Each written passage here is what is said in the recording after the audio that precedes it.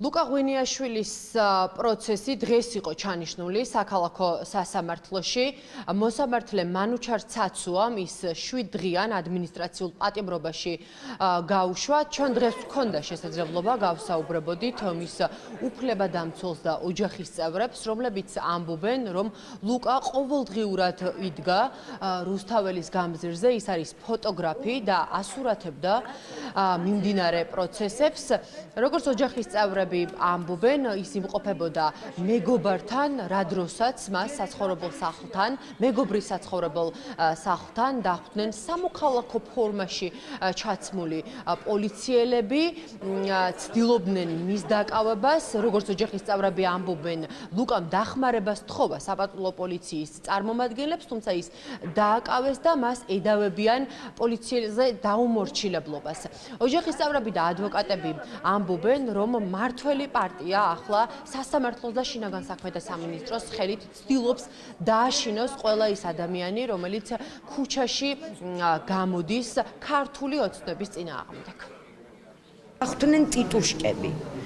თეთრი BMW-ით წაგდებულით ტროტუარზე სადარბაზოსთან ჩვეულებრივი ტიტუშკები.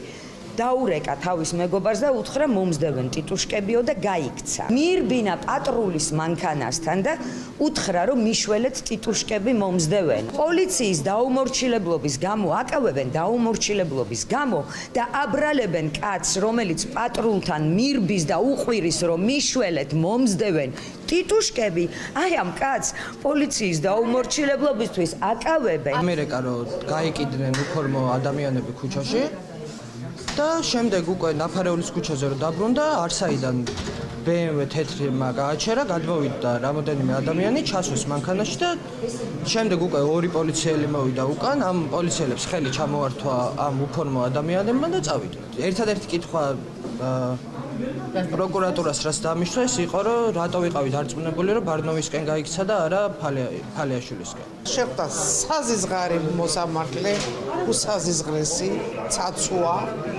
გახსოვთ ალბათ ეს ბატონი თქვენ, როდესაც საკუთარმა ოჯახის წევრმაც კი თქვა, რომ მწვენია რომ ისი დავარო, გამოიტანა ძალიან ცუდი განაჩენი ერთი კვირა ციხეში არაფრის გულისთვის. სამართლობის ზეიმია, მაგრამ ჩვენ რა თქმა უნდა არ გვეშინია, ჩვენ აუცილებლად გავემარჯვებთ. ორივე მოწმე პოლიციელმა თქვა, რომ ლუკა მიირბინა საპატრულო პოლიციის მანქანასთან.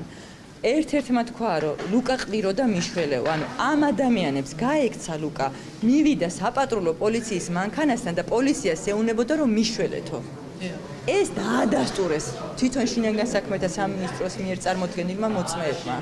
მაგრამ მიუხედავად ამისა, მის მიმართ არის მიზანმიმართულად მკაცრი პოლიტიკა განვითარებული და გამოყენებული. დღეს საქალაქო სასამართლოში გაიმართა კიდევ ერთი აქტივისტის პროტესტი, თეიმურაზ ბეჟანიძის, რომელსაც უმძიმესი ფიზიკური დაზიანებები ჰქონდა მიყენებული სხეულის სხვადასხვა არეში. ადვოკატი ჩვენთან საუბარში ამბობს, რომ ახლა აუცილებელია პირველ რიგში დაისაჯოს ყველა ის ადამიანი გომოლაურის რაზმის თანამშრომელი, რომელმაც ფიზიკურად იძალა და აქციის მონაწილეზე.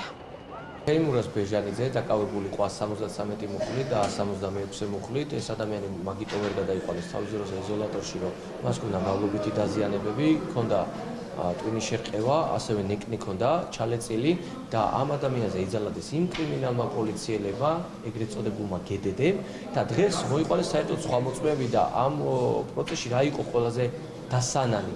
ეს პოლიციის თანამშრომელი, რომელიც შემოვიდა, მან თითქოს აღიარებითი ჩვენება მისცა, რადგან მე დავაკავეო, დაკავების პროცესშიო ჩემთან იყო, მთლიანად ამ დროის განმავლობაშიო და შემდეგ უკვე გადავიყვანეს საქართველოში და შემდეგ გადაიყვანეს საავადმყოფოში. ესე იგი, მან დაიბრალა სხვისი დანაშაული. როდესაც ამბობენ, რომ თითქოს ნიღბიან ადამიანებს ვერ ადგენენ, აი აქ ყავთ პოლიციის თანამშრომელი, რომელიც ამბობს, დაკავებიდან ბოლომდე ჩემთან ერთად იყო და დაკავებაზე ამ ადამიანს არაფერი არ აღენიშნებოდა და დაკავების შემდეგ ჰქონდა მრავლობითი დაზიანებები.